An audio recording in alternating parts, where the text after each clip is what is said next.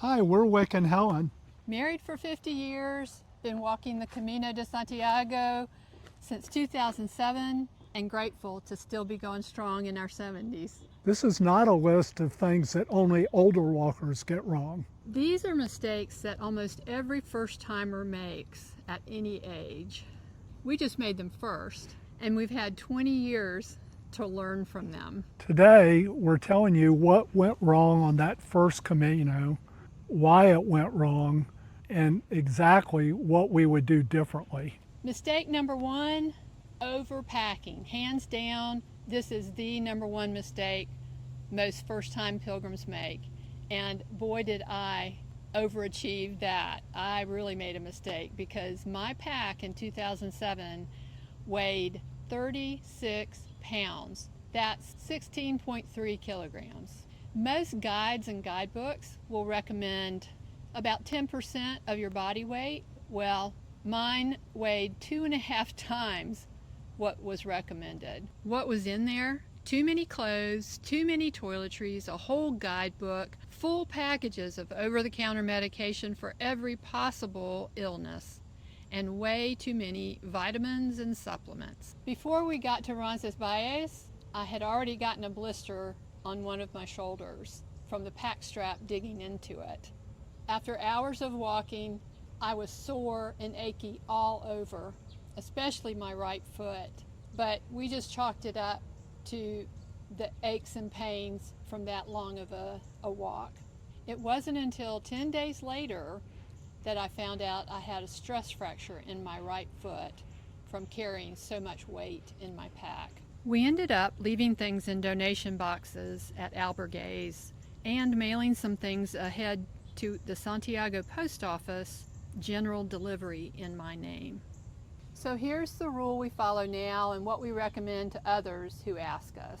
Stick to a packing list that's reasonable and one made by seasoned pilgrims. Stay tuned. We're making a video soon about what we pack and how we pack. Mistake number two was not starting early enough from Saint-Jean-Pied-de-Port on day one. That first stage walks over the Pyrenees to Roncesvalles. It's about 25 kilometers, approximately 15.5 miles, but there's major elevation changes. We had traveled from the US, then on to Paris, then by train to Saint-Jean, and we got to bed late. Between travel fatigue and jet lag, we slept through our alarm, had a leisurely breakfast, and didn't hit the trail until around 9:15 a.m. It was a beautiful day, but crossing that stage of the Pyrenees is much tougher than it would appear with mileage alone. The elevation changes made it much tougher than we had bargained for. It was exhausting and frankly a little scary. The last couple of hours we walked that day into Roncesvalles were in the dark. We had to come into the albergue, find the albergue using our headlamps.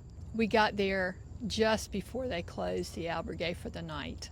Now we start no later than 8 a.m. for a big walk like that one. And for a walk that has major elevation changes, we'll break it into 2 days rather than just pushing through. Mistake number three, we tried to follow the guidebook's suggested daily stages instead of finding our own sustainable pace. Big mistake. Those stages are typically written around 25 to 30 kilometers a day, a pace we simply couldn't match. We felt like we had to keep up, like falling behind the book's schedule meant we were doing the Camino wrong. That pressure led to a lot of fatigue and physical pain in days that felt like a race instead of a pilgrimage. Eventually, we realized the stages in any guidebook are suggestions, not rules. You can walk fewer kilometers a day or add extra nights wherever you need them to recover and rest. Nobody hands out medals for finishing fast. Enjoy it. Don't rush through it. Mistake number 4 was not testing our gear before we left home. We never loaded our packs with everything we intended to take and tested them that way. We wore heavy leather hiking boots that year. They were great for 2007, but since then, so many advances have been made in footwear technology that have made shoes lighter weight and flexible. And so a lot of people now wear hiking shoes and even trail runners instead of over the ankle leather boots like we wore on that first Camino in 2007. We had bought our packs with plenty of time to test them out, but we never got around to it. And therefore, the very first day leaving Saint-Jean-Pied-de-Port on the Camino was the first time we really tested them fully loaded. That was a big mistake. That's how we ended up with so many injuries and blisters in the first few days. From pack straps that dug into our shoulders because we'd never adjusted them under a full realistic load. Now, weeks before any Camino, we do several shakedown hikes, 5 to 10 miles each, full pack, hiking shoes already broken in, and we just check to see how everything is going. If something's going to rub, chafe, or feel too heavy, we want to find out at home, not on the trail. Mistake number 5. We didn't factor in recovery time or rest days along the way in 2007. We just kept walking day after day on that fixed itinerary, and our bodies paid for it. It didn't take long for aches and pains to turn into true pain.